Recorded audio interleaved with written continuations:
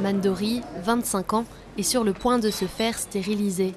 Tremblante de peur, mais pleine d'espoir que cette opération améliore vraiment sa vie.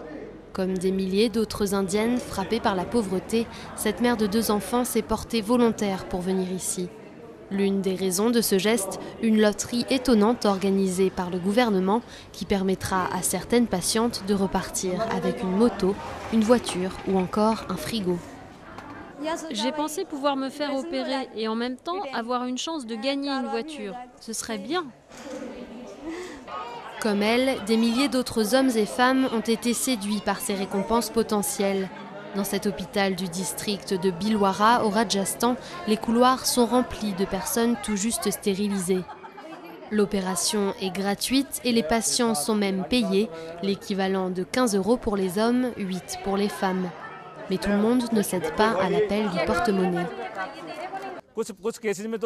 Parfois, les hommes disent aux femmes « tu n'as qu'à la faire cette opération, moi je ne le ferai pas ».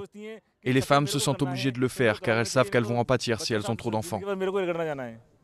La plupart des hommes ici continuent à refuser les vasectomies. La faute, pour certains, à une politique désastreuse mise en place en Inde dans les années 70 qui obligeait les hommes pauvres à se faire stériliser. D'autres blâment des mythes au sujet de l'opération.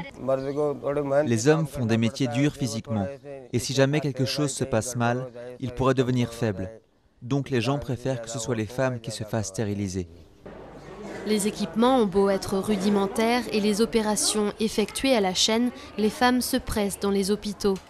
Car avec une population qui devrait dépasser celle de la Chine dans 20 ans seulement, les Indiennes savent que ce sera à elles d'assumer la charge de ses futurs enfants.